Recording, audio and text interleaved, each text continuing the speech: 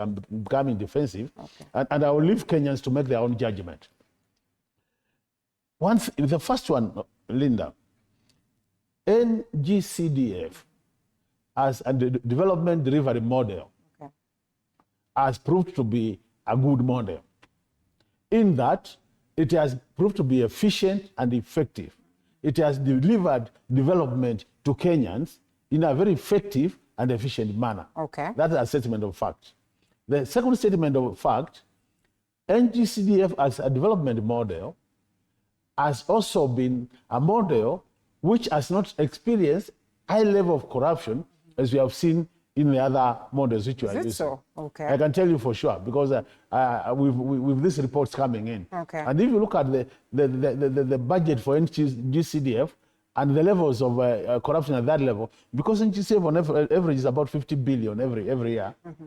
If you look at what is normally captured in the general reports as having been misdirected or misappropriated, and you look at their magnitude, it's not as much as when you look at the corruption in the national government, corruption in the county government. Okay. So that's been a statement of fact.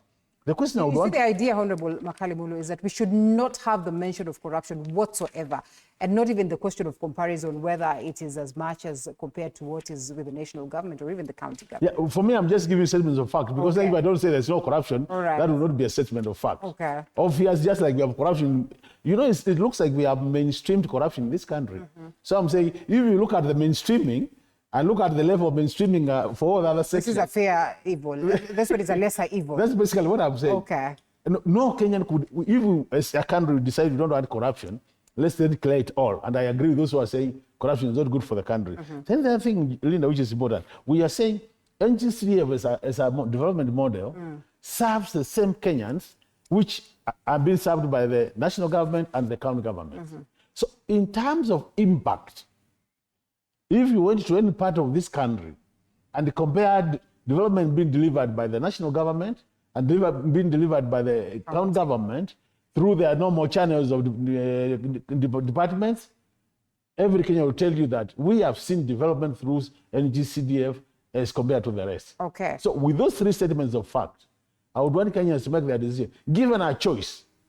And that's why I'm saying, I was asking myself whether the statement Honorable Raila Odinga was making, was it evidence-informed statement? Do I hear you say that there's nothing wrong with the NG-CDF in as much as, I mean, even if it's going to be handled by the counties, yes, as long as the people get the benefit, it's still okay. It doesn't have to be handled by the members of parliament. Exactly. And you know, for information, members of parliament don't handle NG-CDF. Yes. We are just patrons because they are boards which handle NG-CDF. So I was saying, now, given those statements of fact, the question I was asking myself is, would Kenyans be better in terms of getting benefits at their level, if they said push this money again to the county government, where comparatively things don't seem to be really working as they are working in NG-CDF? Or would they be able to say push this money back to the ministries? Because, you know, NG-CDF is actually money coming from the national government, not the county government.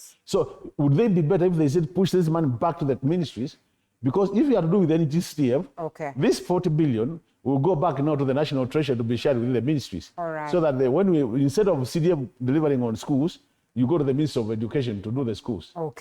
Instead of security being done through NG-CDF, it goes back to the Interior Ministry, so that Sunday Chief's offices are done and police stations and all that. These are the issues. Interesting. And Auditor General Nancy Gathungu says